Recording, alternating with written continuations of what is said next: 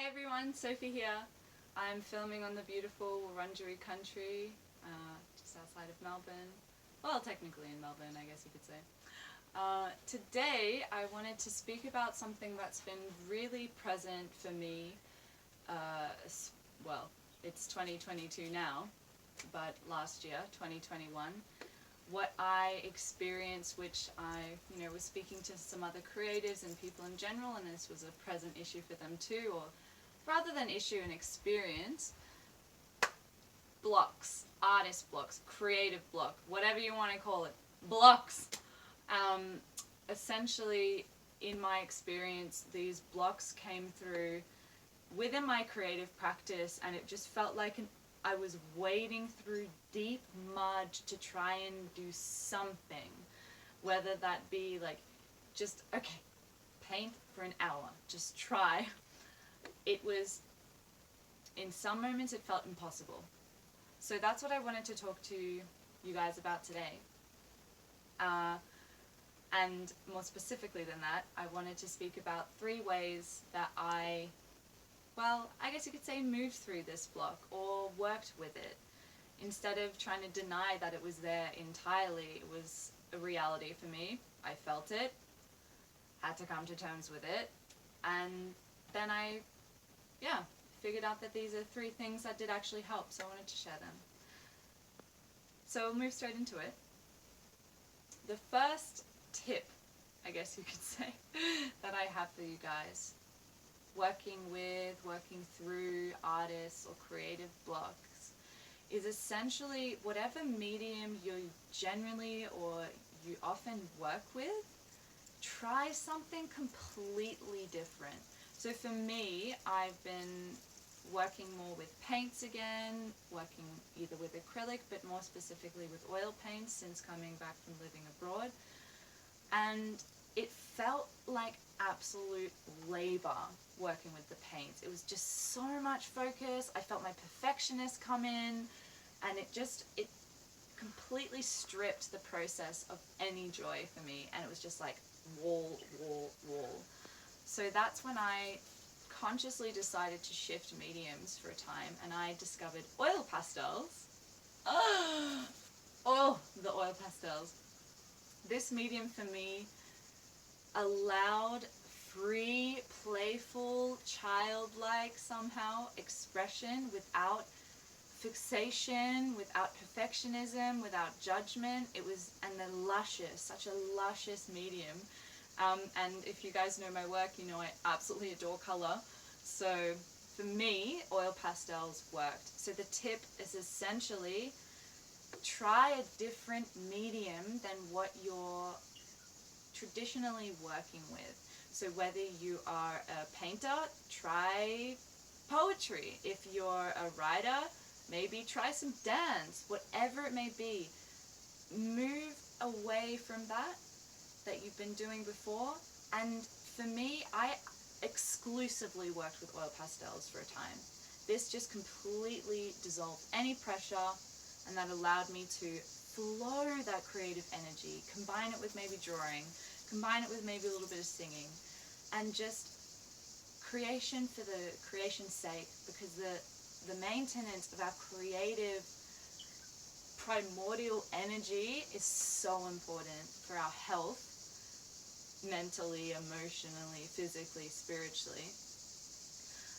Plus, it's good for that morale. Like, yeah, I am still creating something. I am still doing something.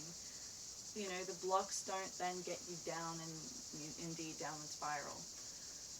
At least in my experience. So that's the first tip that I'd like to share. The second one is quite simple, though a lot of us forget to do it.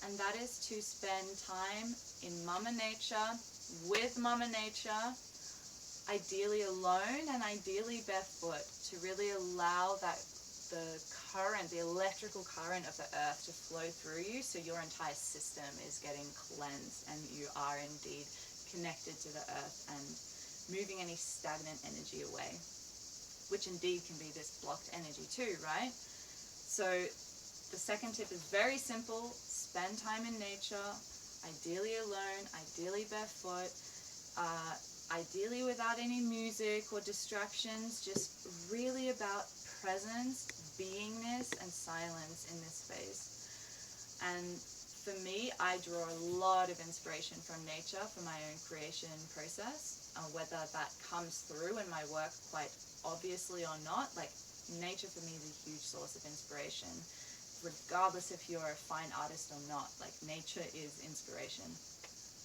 and incredibly nourishing. So that's the second tip. Now, the third and final one for me hits home deeply. I'm sure it might be the same for you. Cut out whatever you're comparing yourself to. For me, that is deeply linked to social media platforms. Surprise, surprise.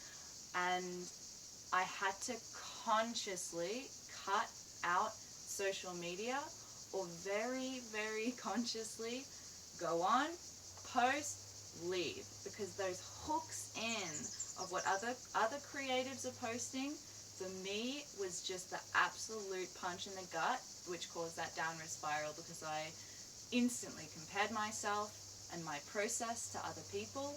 I instantly felt like I wasn't enough. Self-worth just hit a low in this comparative space. And so, honestly, I even unfollowed some people for a time. Just like, I can't engage with your stuff right now. It actually hurts me. Which is a confronting process also, because we don't want to think that this is actually affecting us like this, right? We should be fine. We should be able to engage with other people's stuff and it not actually hurt us. But within this process of working with creative blocks, be honest with yourself. I mean, this is perhaps a fourth tip, but this one's really linked to all of it. Self-awareness and self-honesty of what is happening in your body, and just being real with it, being present with it. So, yeah, a quick sum up. Step 1, try a different medium, and even try it and give it time exclusively. Just take the pressure off with what you've been doing before. Step 2, nature. Mama nature, barefoot, alone, being, present, absorbing, grounding. And step 3 is eradicating that which you compare yourself to from your reality to heal, honestly. And for me, from my experience, these are 3 steps that have really helped. I'm still in this process. I'm not speaking to you from this space of I have completely eradicated artist block from my life. No. However, I'm speaking to you from a space where these steps have been helping. So I hope that they can help you too. Please write down any feedback you have below. I'm very, very interested to hear what you have to say, what you have to share with your own experience with this process. Please don't hesitate to reach out. And yeah, I'm new in the YouTube world, so share my stuff around if you feel the calling to, or send any ideas of what you have for future videos. Just, I'm here for you. I'm here, I'm willing, I'm ready. So yeah, thank you for being here. I hope this video resonates in some way. I hope you can take something from this and apply it to your life.